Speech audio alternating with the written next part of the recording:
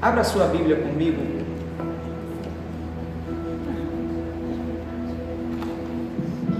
em Marcos, capítulo de número 8.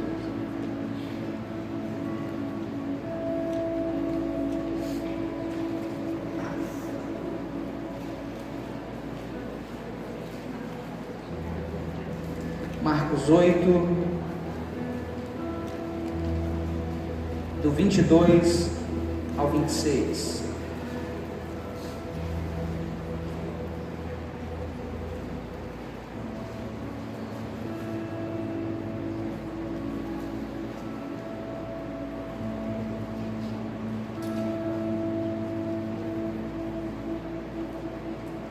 Marcos capítulo 8, 22 ao 26. Quero aqui também parabenizar as mulheres, mais uma vez, que fizeram ontem uma belíssima festa, uma festa linda aqui, foi o último culto de mulheres do ano. Cadê as mulheres que aqui estiveram? Foi muito lindo, montaram todo um cenário, foi tão bonito que eu peguei emprestado aqui, ó. Vou pegar emprestado porque foi bonito demais, né?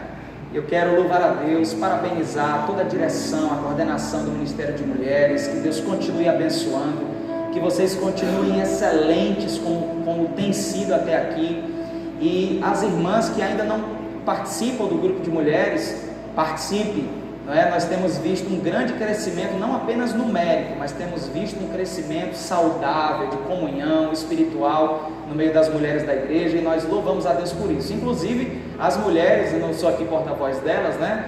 Mas minha esposa é uma das, eu posso falar, elas estão já organizando um grande congresso, uma grande conferência feminina para o ano que vem, uma coisa espetacular, viu, irmãos? Então nós já estamos aqui já divulgando para que as mulheres coloquem essa expectativa no coração, e mulher, quando quer, faz o negócio acontecer. Então participem, colaborem, estejam presentes, porque eu tenho certeza que grande será o impacto do Senhor nas mulheres dessa igreja. Amém? Amém! Oh, coisa boa! Estou achando vocês meio brocochô hoje, viu? Vamos lá, Marcos 8, 22 ao 26. Quem achou, diga amém. Amém. Diz assim: e chegou a Betsaida, e trouxeram-lhe um cego, e rogaram-lhe que lhe tocasse. E tomando o cego pela mão, levou-o para fora da aldeia, e cuspindo-lhe nos olhos, e impondo-lhe as mãos, perguntou-lhe se via alguma coisa. E levantando ele os olhos, disse: eu vejo homens, mas os vejo como árvores que andam. E depois tornou a pôr-lhe as mãos nos olhos, e ele, olhando firmemente, ficou restabelecido, e já via ao longe e distante a todos, e mandou que fosse para a sua casa, dizendo: não entres mais nesta cidade. Vamos ler mais uma vez, acompanha comigo aí a leitura. E chegando a Betsaida, trouxeram-lhe um cego, e rogaram-lhe que lhe tocasse. E tomando o cego pela mão, levou-o para fora da aldeia, e cuspindo-lhe nos olhos, e impondo-lhes as mãos, perguntou-lhe, se via alguma coisa.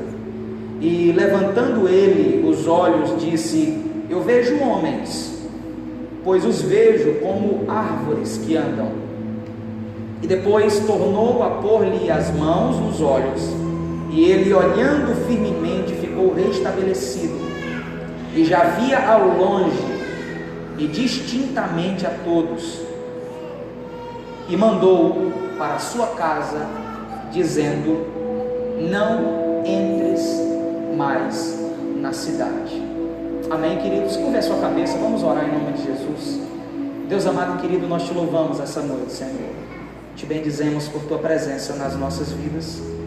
Te louvamos por essa oportunidade de estar aqui nessa noite de domingo, para te bendizer, Pai, te te bendizer por tua graça, pelo teu favor, pela comunhão que nós conseguimos ter com o teu Filho Jesus, e por essa comunhão ter impactado de tal forma a nossa vida, nós somos salvos e resgatados, ó Deus. Em nome do teu Filho amado, que o teu Espírito possa introduzir essa palavra no nosso coração, que todas as escamas dos nossos olhos, ó Deus, e aquilo que obscurece o nosso entendimento, seja hoje desfeito e destruído, e que nós possamos compreender a sua palavra, Pai. Nos fale, porque nós temos fome, temos necessidade de aprender mais de Ti. Nós sairemos daqui abençoados, ó Deus, se o teu Espírito uma vez mais usar de bondade, tocar na nossa vida de forma doce, como somente o Senhor sabe fazer. Esse é o desejo do nosso coração, essa é a expectativa da nossa alma, no nome de Jesus, amém e amém.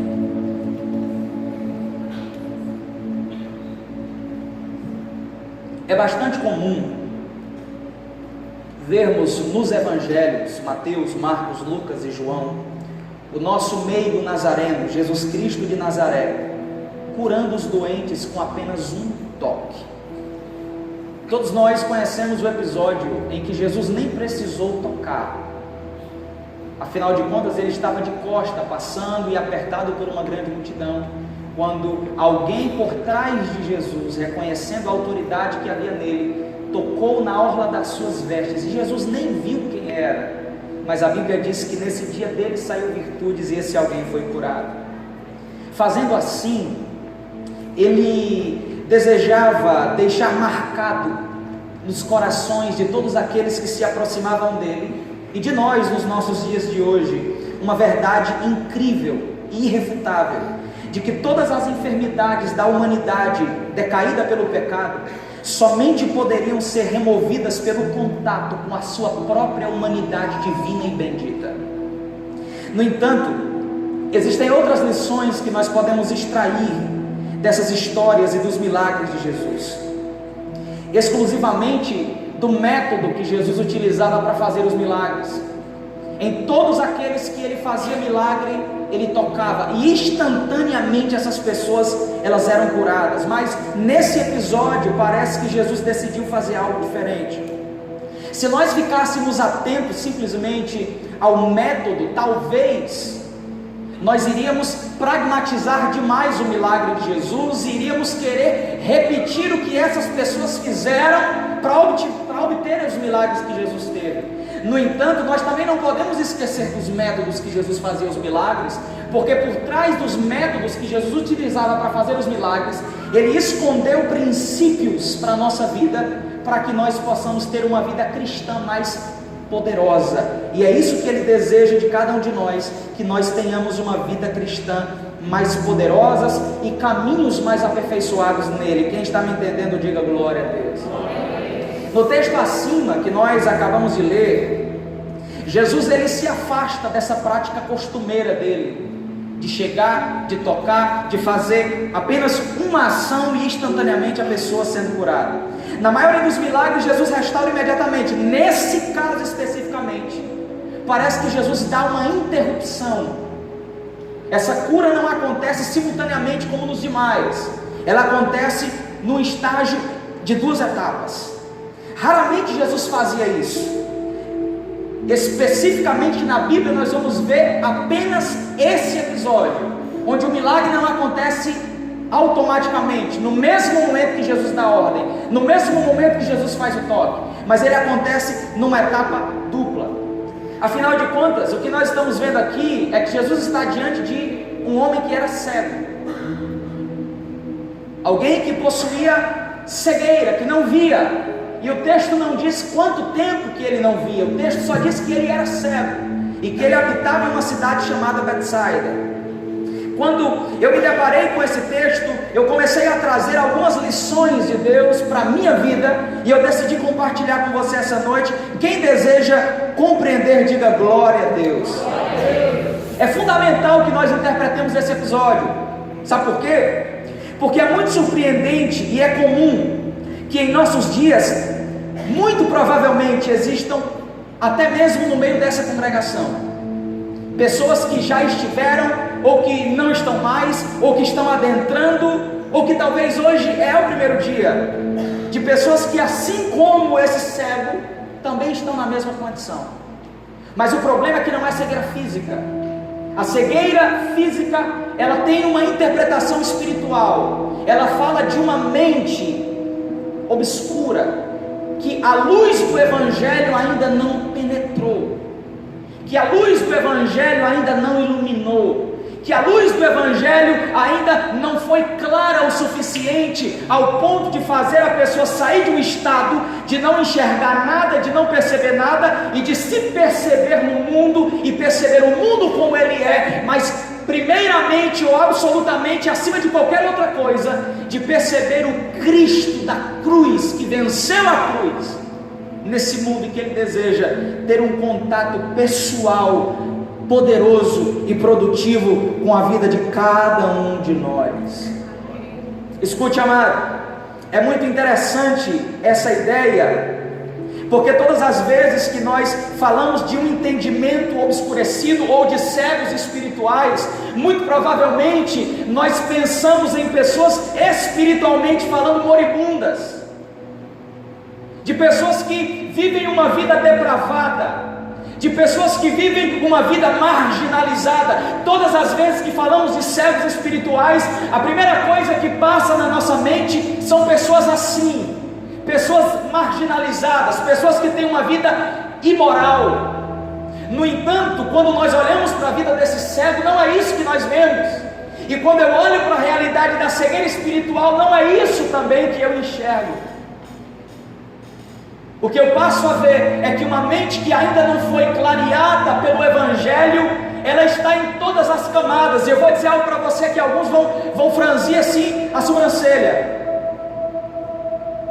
Pessoas assim podem ser muito bem pessoas caridosas, pessoas que acreditam em Deus, pessoas que dentro da sua família são pessoas referenciais, são pessoas que na sociedade os outros olham e dizem assim: olha, fulano é uma pessoa de bem, do bem, faz o bem, é caridoso. São pessoas que quando olham para realidades da humanidade se comovem de tal ponto, ao ponto de querer fazer alguma coisa, dar alguma contribuição para que isso possa ser sanado. No entanto, elas são tão cegas que acham que só quem precisa de Cristo na vida são aquelas que realmente vivem numa condição de marginalização. Pessoas cegas espiritualmente, elas podem muito bem frequentar igrejas domingo a domingo.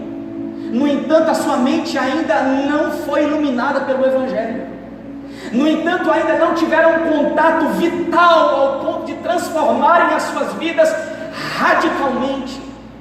Pessoas que estão transitando semanalmente ou não, ou talvez estão em casa, mas são pessoas religiosas, são pessoas afeiçoadas a Deus, são pessoas afeiçoadas à cruz de Cristo, são pessoas que respeitam todas as doutrinas, mas ainda não compreenderam a centralidade do Evangelho, ainda não tiveram um contato poderoso. Por quê? Porque o orgulho das suas boas obras lhes impede de perceber que todos nós caímos da graça de Deus e precisamos urgentemente correr para o braço do Pai, humildemente reconhecer que somos pecadores e que precisamos de regeneração para a nossa vida.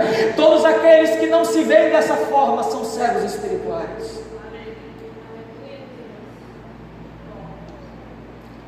A segunda lição que eu aprendo com esse texto é que o texto é muito claro quando diz que quando Jesus entra em Betsaida, levaram o cego até Jesus. Ou seja, o cego não tinha condições de ir até Jesus, o cego sequer sabia quem ele era, o cego não tinha visão suficiente para isso.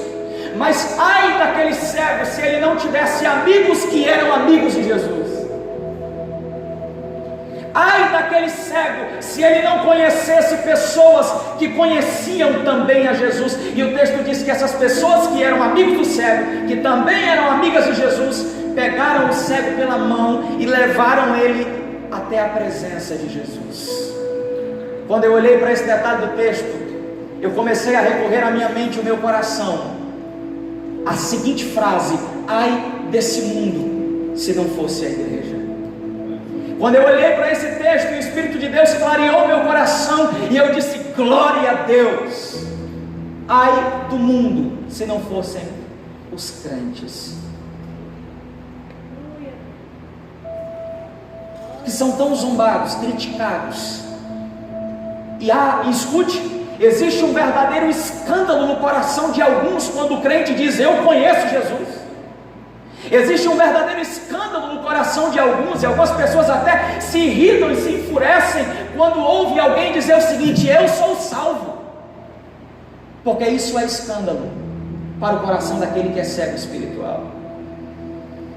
Mas esse cego aqui, ele tinha amigos que eram amigos de Jesus, e esses amigos de Jesus, que eram amigos do cego, olharam para a condição da cegueira daquele homem e disseram: só há uma esperança para esse rapaz, ele precisa ter contato com aquele que é poderoso para transformar essa condição em outra condição, ele precisa ter um contato com aquele que é poderoso para transformar essa doença em milagre, essa maldição em bênção. Querido, deixa eu dizer uma coisa para você essa noite. Existem pessoas que estão hoje aqui, que só estão hoje aqui porque na surdina da noite alguém orava por você copiosamente, para que Deus curasse você da sua cegueira. Existem pessoas que estão hoje aqui, que estão de pé, porque alguém que talvez você não sabe nem quem é e nem conheça, mas orou por você e levou você no estado de cegueira até Jesus, para que você pudesse ser curado dessa cegueira e os teus olhos fossem abertos para a glória de Deus. Quem está me entendendo, diga glória a Deus. Ai dos cegos espirituais se não for a igreja. A igreja não é o reino, mas ela é uma porta para o reino. Escute, queridos, os cegos espirituais também é um outro tipo de grupo. Eles estão dentro de igrejas também, mas eles não entenderam ainda a mensagem do Evangelho. Eles não entenderam o tema central do Evangelho. Por exemplo, eles não entendem a morte substitutiva de Cristo, e por isso, porque não entendem isso, há um orgulho no coração. Quer ver só? É alguém que diz o seguinte: olha, eu não estou preparado para servir a Deus. Não entendeu que houve uma morte substitutiva. Por quê? Porque eu por mim mesmo não conseguiria satisfazer a justiça de Deus, e porque eu não conseguiria substituir isso, eu não conseguiria satisfazer isso, Cristo olhou para o Pai e disse: me envia lá, eu vou morrer no lugar dele, o meu sangue te é suficiente, o meu sacrifício te é suficiente por causa dele. E porque não entendem isso, acham que para servir a Deus ou se adequar a alguma religião, precisam necessariamente mudar da água para o vinho, e ficam tentando por si só, com métodos psicológicos ou de coach, tentarem mudar a sua vida, mas não perceberam ainda que somente Cristo, por intermédio do Evangelho, é que transforma o pecador, o mais vil pecador, em uma nova criatura. Quem está me entendendo, diga glória a Deus. Pessoas que pensam assim são boas demais para servir a Deus. Afinal de contas, elas dizem da seguinte forma: eu não preciso, quem precisa é o fulano de tal. É como um dependente químico que a gente tenta convencer que ele tem um problema, que ele precisa ser tratado, mas ele diz: eu não preciso disso porque eu não sou viciado.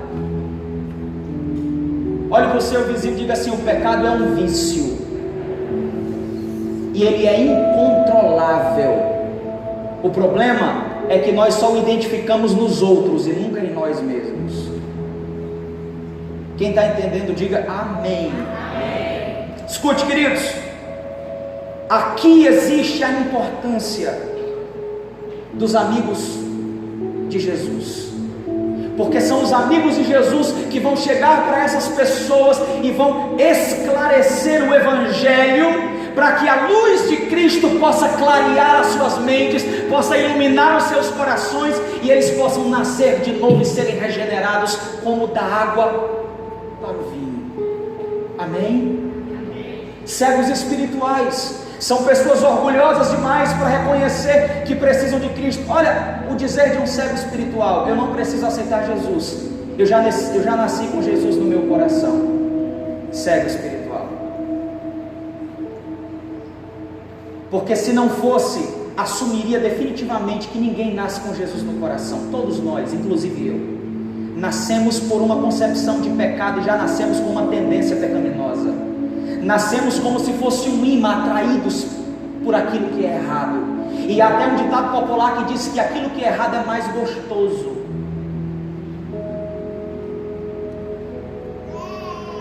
Olha aí, ó, a criança aqui pentecostal.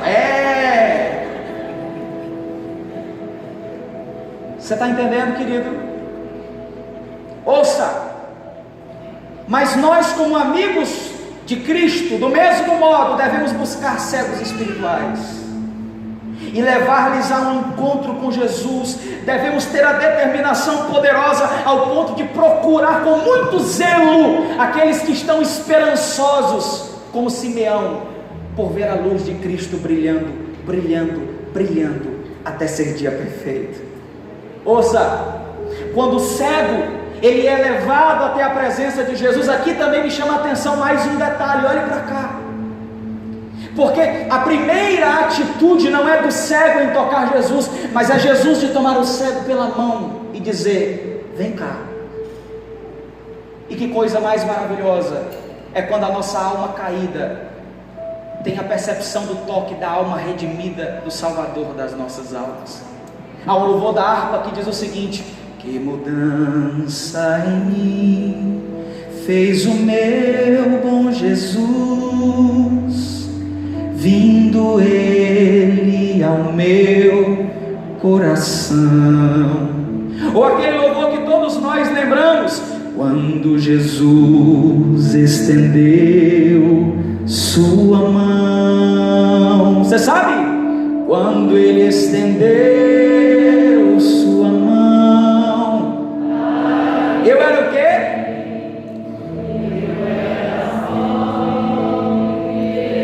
Sem Deus, sem Jesus. Quando Ele estendeu a sua mão, para quem? Ele estendeu a mão dele para você. Aleluia! Escute, queridos, quando estamos nesse estado de cegueira, precisamos de amigos de Jesus. Quando estamos nesse estado de cegueira, precisamos de amigos de Jesus. Sabe por quê? Porque é muito possível, amados, estarmos sentados domingo após domingo na cadeira de uma congregação e mesmo assim sentir que Cristo é alguém muito distante. E essa não é a ideia do cristianismo. A ideia do cristianismo é diferente de todas as outras ideias e de todas as outras religiões. Eu já disse aqui que eu não sou proselitista. No entanto, eu não posso deixar de reconhecer, como filósofo, e olhando para a história de todas as outras religiões, que apenas no cristianismo existe um Deus que venceu a morte, que ressuscitou e que está vivo até os dias de hoje. Aleluia! Escute, queridos, a terceira lição que eu aprendo com esse texto é que quando Jesus toma o cego pela mão, a Bíblia diz que ele ora e ministra cura sobre ele, e nesse momento Jesus concede a graça do cego de enxergar. E é natural que alguém lhe pergunte: você está vendo? E animadoramente ele responde para os ouvidos dos outros: eu vejo. Mas angustiadamente no seu coração ele também diz: o problema é que eu enxergo os homens como se eles fossem árvores. E o problema é que eu enxergo esses homens que parecem com árvores andando. E aqui também existe um grande problema que precisamos entender.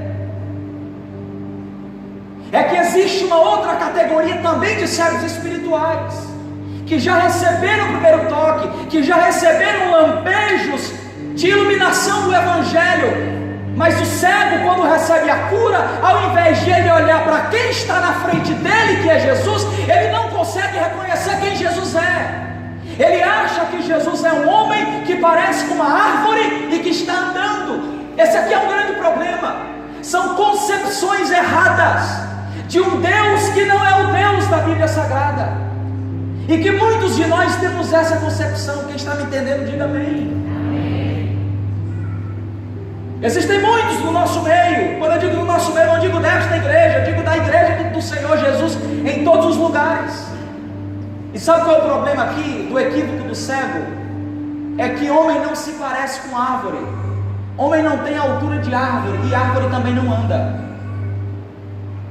Ele teve uma visão totalmente difusa e equivocada do que verdadeiramente estava na sua frente. Pergunte assim para o seu vizinho: o que você conhece a respeito de Deus? Será que é Deus mesmo? Ou como os gregos, nós estamos criando deuses ao nosso próprio bel prazer? Será que a ideia que nós temos de Deus é realmente o Deus da Escritura, da Bíblia? Porque quando o cego recebe a primeira iluminação, ele não consegue ver Jesus na sua frente. Escute, queridos, ele vê homens como se fossem árvores andando, e o problema está na decodificação, pois muitos não sabem ao certo o que estão vendo. É por isso que lá em Isaías o texto é muito claro quando diz: olhai para mim, e sereis salvos, vós, todos os termos da terra. E olha a visão exagerada do cego. Ele vê homens como se fossem árvores andando. Sabe qual é o nosso problema? É querer ver Deus onde Deus não está.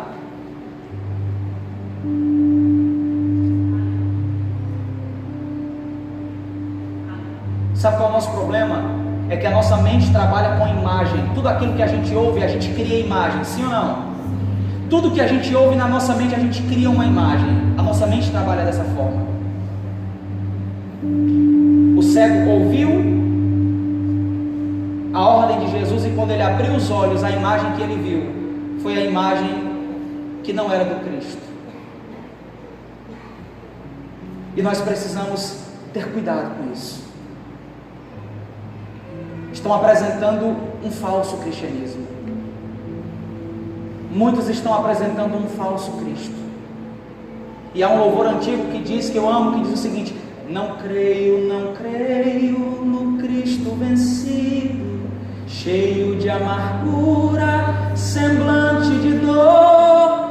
Eu creio no Cristo de rosto alegre, eu creio no Cristo que é vencedor. Diga para o seu vizinho: o seu Cristo é vencedor. Diga para quem está do outro lado: o seu Cristo é vencedor. Escute, queridos, observe a visão desse homem, como ainda estava bastante confusa. Assim também acontece quando é dada uma visão pela primeira vez a pessoas que são cegas espirituais. Parecem não saber distinguir uma coisa da outra. Mas escute, é claro que a primeira pessoa que ele deveria ter mencionado quando viu era Jesus, mas ele não conseguiu fazer isso. Jesus essa noite está falando muito claramente conosco nesse lugar. E Ele deseja por todos nós ser conhecido como Ele é. Ele deseja ser conhecido por todos nós essa noite como Ele é. E pode ter certeza, queridos, Cristo está nesse lugar. A sua presença, ela é real nesse lugar. A sua graça é abundante em nosso meio. E esse Cristo que fez esse milagre está hoje aqui para dizer para você que ainda não enxerga: eu posso fazer você ver. Esse mesmo Cristo que fez esse milagre também está aqui dizendo para você: você que tem uma visão equivocada a respeito de mim, eu posso restaurar essa visão equivocada que você tem a respeito de mim. Eu posso te dar a visão certa da minha identidade, para que a sua identidade seja descoberta quando você descobrir a minha. Aleluia! Ouça, querido, a quarta lição que eu aprendo com esse milagre é que quando Jesus toca ele, quando Jesus faz com que ele enxergue, e o cego diz para ele o seguinte: olha, eu ainda não estou vendo. Em outras palavras, ele está dizendo: eu estou vendo pela metade. Olha o que é que Jesus faz. O texto diz que pela segunda vez Jesus pega pela mão dele, porque se tem uma coisa que Jesus não desiste é de nós. Pega pela mão dele, e agora, olha o que é que Jesus vai fazer. Jesus tira ele de dentro da cidade e coloca fora da cidade. Repita comigo: Betsaida. Essa cidade foi uma das cidades citadas por Jesus no Novo Testamento, dizendo que haverá para ela maior condenação do que houve para Sodoma e Gomorra. Porque se em Sodoma e Gomorra tivesse feito os milagres que foram feitos em Betsaida e Corazim, nela, com certeza, a sorte e o futuro de Sodoma e Gomorra teriam sido outros. Ou seja, o cego estava vivendo dentro de um ambiente hostil de incredulidade, de malignidade, de pecados, de devassidão. Jesus percebeu que o problema não estava em quem estava curando, mas o problema estava no ambiente onde o cego estava vivendo. Foi necessário que Jesus, pela segunda vez, pegasse pela sua mão, agora tivesse uma atitude drástica. Jesus tirou o cego de dentro da cidade. E ouça, existem coisas que só vão acontecer na sua vida definitivamente quando você permitir Jesus te tirar desse ciclo que você sabe que não glorifica a Deus, desse relacionamento que você sabe que não glorifica a Deus, dessas conversas que você sabe que não glorifica a Deus, desse tipo de palavras que você sabe que não glorifica a Deus, desse tipo de atitude que você sabe que não glorifica a Deus. No entanto, você também não consegue parar de fazer isso. É necessário que haja uma atitude drástica. Jesus precisa te tirar para fora dessa situação, para que você tenha forças de mudar.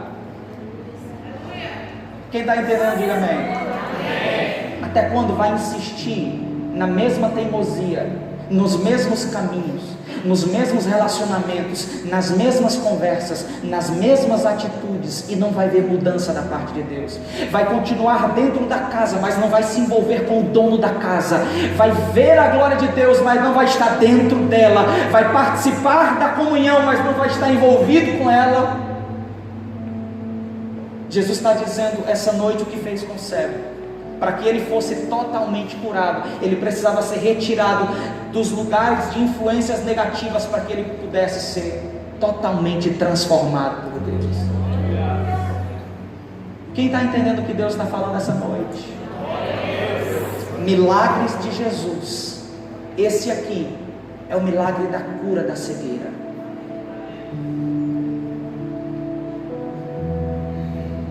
O Senhor está dizendo para alguém aqui essa noite: chega, está na hora de você sair dessa situação, de você parar com isso, de você deixar de receber essas influências, porque essas influências não te permitem ter uma visão correta de quem eu sou e do que eu faço, de quem sou eu na sua vida. Jesus retira o cego de dentro da cidade, como Ele está dizendo para todos nós aqui essa noite: é hora de sair. Será que será necessário acontecer o que aconteceu com Ló? Antes de Sodoma e Gomorra ser destruído, Deus enviar 2 anjos para retirar Ló, que era justo lá de dentro, mas que estava agarrado com tudo aquilo que não queria abrir mão. Sabe qual é o problema da cegueira espiritual? É você gostar daquilo que Deus não gosta. Sabe qual é o problema da cegueira espiritual? É você querer andar de mãos dadas com aquilo que Deus já rejeitou. É você aceitar no teu coração aquilo que Deus não aceita.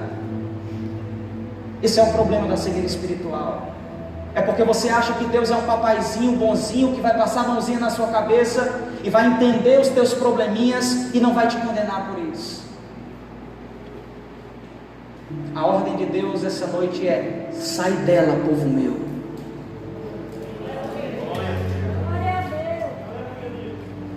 Quando Deus falou essa palavra ao meu coração, eu tive muita convicção de que eu tinha que pregar essa mensagem para você. Quando Paulo escreve a Timóteo, uma das coisas que ele diz é: tem cuidado da doutrina, e não deixa de exercitar a tua vida lendo a palavra de Deus, porque somente assim tu te salvarás a ti mesmo e aqueles que te cercam. Você quer salvação para a tua casa?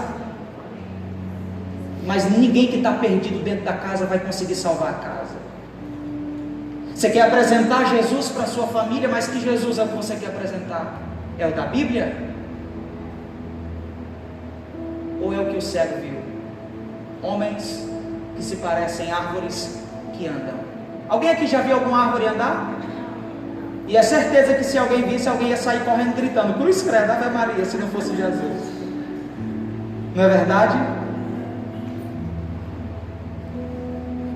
Fique de pé essa noite em nome de Jesus.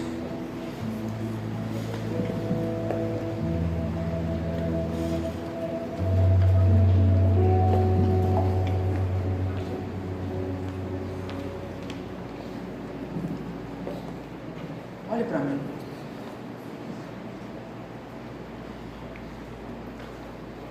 O Evangelho, ele não nos deixa confortáveis com a nossa condição. Pelo contrário, ele nos desafia todos os dias. Às vezes eu pergunto para algumas pessoas: ô querido, você vai para a igreja?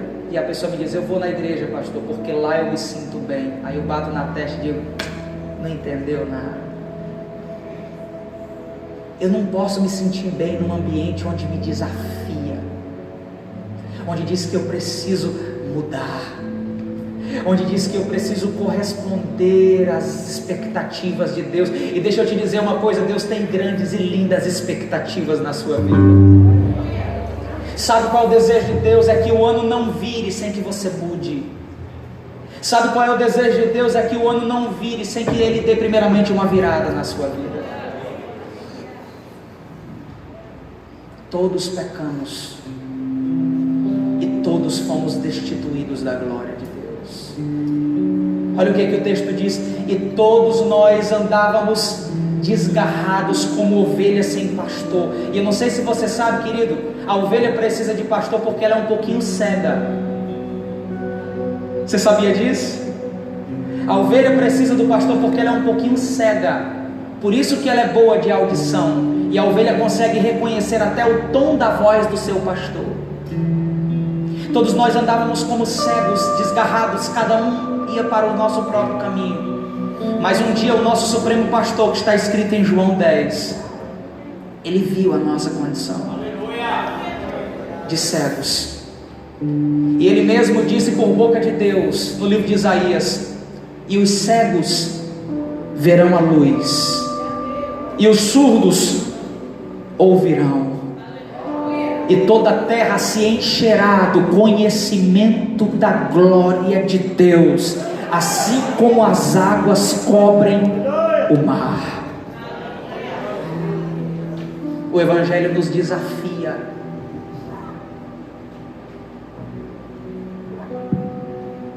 E eu quero saber essa noite, nesse lugar, se há alguém que ouviu o Evangelho e hoje caiu a ficha para você.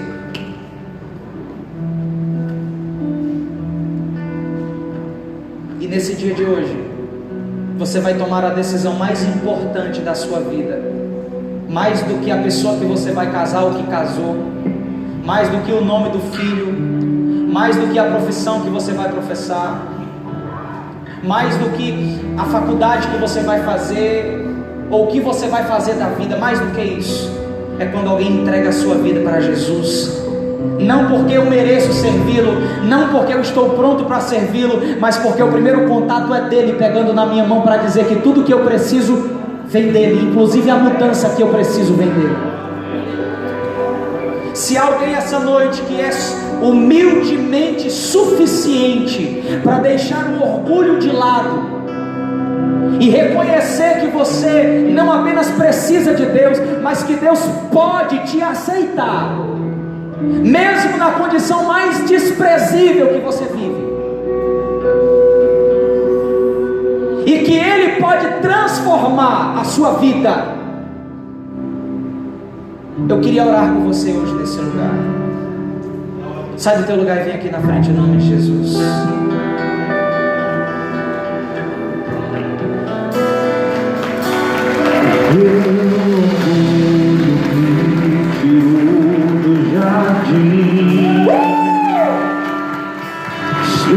Céu do Senhor, jardim em mim, se eu vender tudo que tenho em troca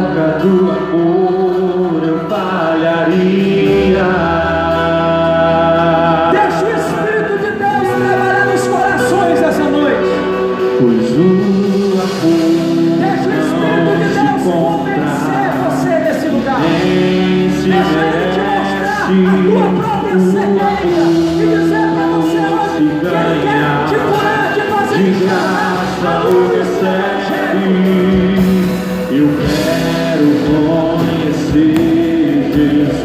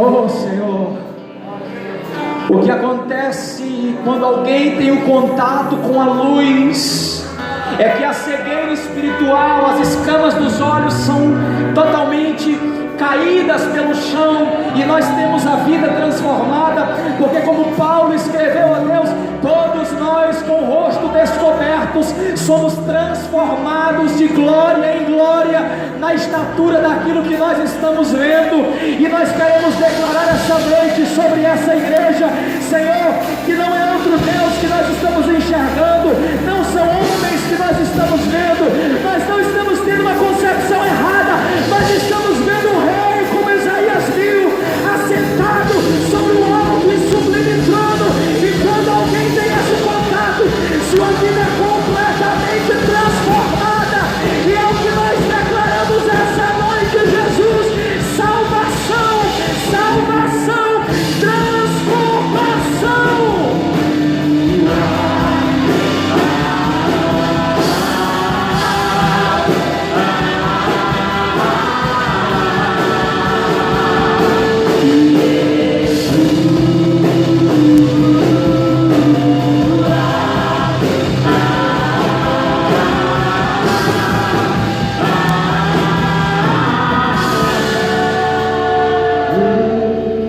Senhor, eu quero te apresentar a vida dos meus irmãos que vieram aqui à frente, Pai, que atenderam ao chamado do Teu Espírito.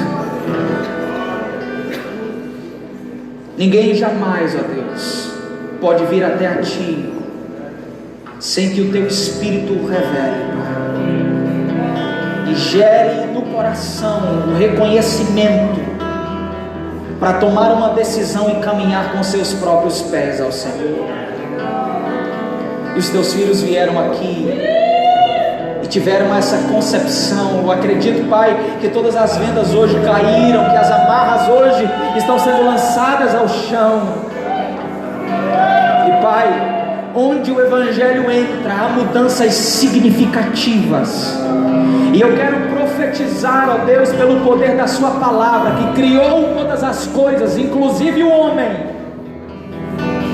que haja mudanças a partir de hoje significativa na vida dos meus irmãos. Que como no primeiro milagre tudo seja transformado, como no piscar de olhos, da água para o vinho, ó Deus. E se há alguém que veio aqui nesse templo ou aqui na frente, que já recebeu um lampejo da revelação, que já te serviu em algum tempo da sua vida e se ausentou da tua presença e hoje está recebendo o segundo toque, o Senhor está te dizendo hoje: eu te tiro de dentro dessa situação, eu te tomo pela tua mão e te arranco dessa história, te arranco dessa situação, para que você possa ter uma concepção correta e possa me enxergar como eu sou. Em nome de Jesus, ó Deus, que os teus filhos sejam perdoados, que seus pecados sejam perdoados e que eles vivam para a tua glória, não de forma mais ou menos, mas de forma radical, em nome de Jesus. É o que nós te pedimos e te agradecemos. A igreja pode glorificar ao Senhor. Queria pedir aos irmãos que fossem até a sala da consolidação. Servo do Senhor, eu falei que o teu dia estava chegando. Eu já estou chamando de obreiro. Meus amados irmãos, de pé mesmo, nós já estamos encerrando.